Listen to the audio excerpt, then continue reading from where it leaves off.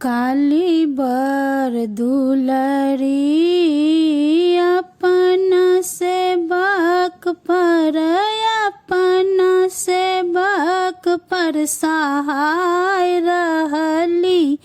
काली बर दुलरी कहाँ शोभन बाजू बंद, कहाँ टिकुली, कहाँ शोभन बाजू बंद, कहाँ टिकुली, कहाँ शोभन काली माँ के, कहाँ शोभन काली माँ के सोने के झुनकी। काली बर दुलरी अपन सेवक पर, अपन सेवक पर सहाय रहली। काली बर दुलरी बाही शोभन बाजू बंदली लाठ टिकुली, बाही शोभन बाजू बंदली लाठ टिकुली। अचरे में शोभन काली माँ के, अचरे में शोभन काली माँ के सोने के झुनकी। काली बर दुलरी अपन सेवक पर सहाय रहली।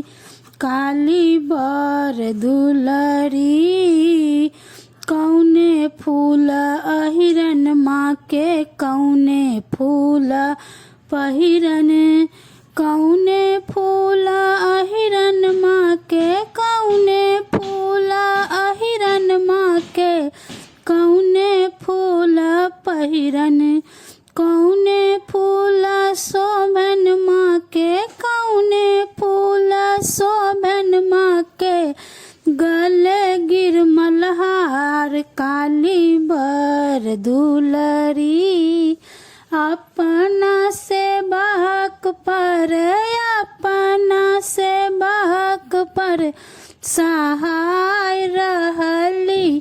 काली बर दुलरी बेली फूल अहिरन माँ के, चमेली फूल पहिरन, बेली फूल अहिरन माँ के, बेली फूल अहिरन माँ के चमेली फूल पहिरन।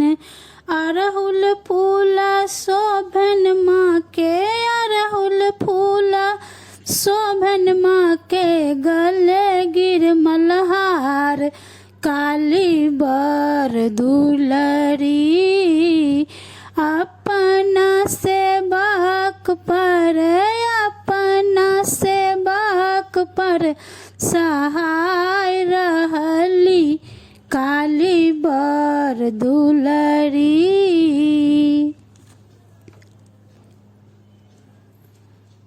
अगर ये भजन अहाँ सबके नीक लागैए तो लाइक शेयर एंड सब्सक्राइब जरूर करू। और कोनो भजन अहाँ सबके चाही तो कमेंट बॉक्स में लिख के जरूर बताओ।